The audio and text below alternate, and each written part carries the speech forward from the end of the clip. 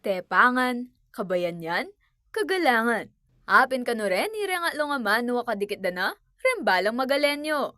Deni mo naman den karaktera pakit da rin pituta mong kabalen, amidi ng puge ang ponggalal, kay Most Outstanding Magaleño Awards 2024. Merapat yung awarding ceremony kay meto nga hotel king syudad ning Angeles niting Lunes at 13 na ning Mayo, antimong parte ning 419th founding anniversary ning Balen ning Magalang.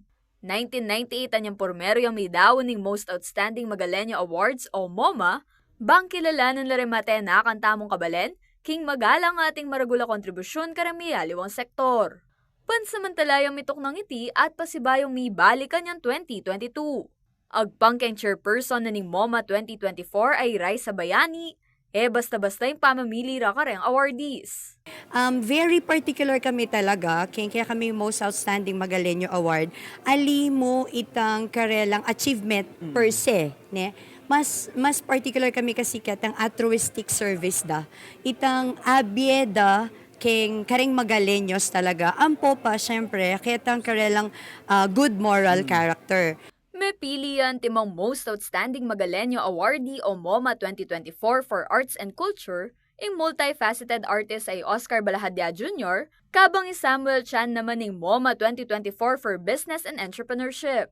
May kilala naman ng timong MOMA 2024 for Education i Dr. Neil Tangkilot, kabang i Dr. Larry Lacson naman ng may piling MOMA 2024 for Agriculture and Environment, at i-Consul General El Mercato ing MOMA 2024 for Government Service.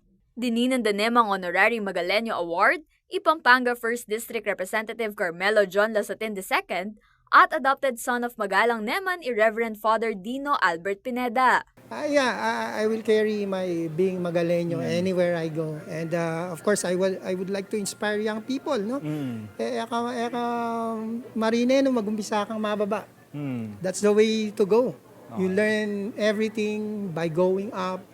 Kaya ka mamiling obra. Ganang obra, biyeda kaya ka obran mo.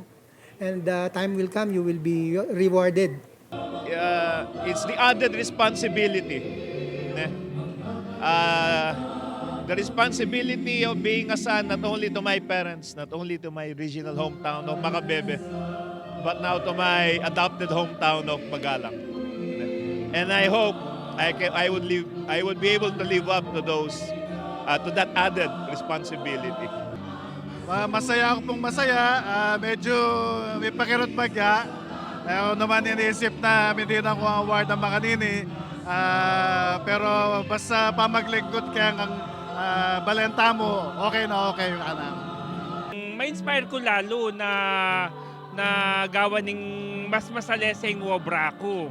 At sana retang kaya nakan mabiyasa lakin bakas mi.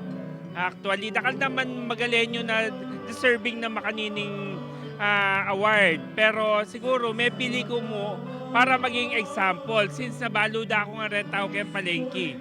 Agpang kang Mayor Maluparas Lacson, aparti kim pamamiyang puge karang karelang matenakang kabalen, nasa na naman ning MOMA maging inspirasyon karang kayanakan, pangaras kim pamangawang mayap at pamanyawop keng komunidad.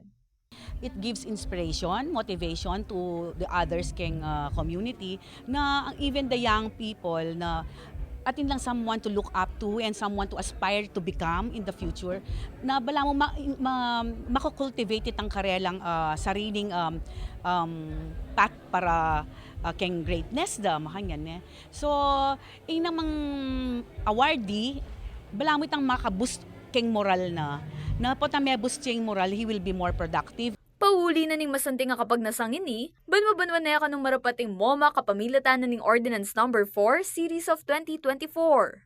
Para itang maging eya ma-influence or eya ma-dictate ketang nung ninong lukluk a mayor, nung ninong lukluk a leader, it's either if he wants it or not, kumbaga alay nga karapat na kailangan i-conduct yun baka nita misani alareng balen magalang na hindi mo ako anak ko ay puta nga akong tunga buri ko maging kong awardee na ning MOMA. So it is something that we will work hard for. Kaya bay JM De Jesus, ako po yung kaya kayong talasuyo, Arlen Salonga, ating pusong makabalen.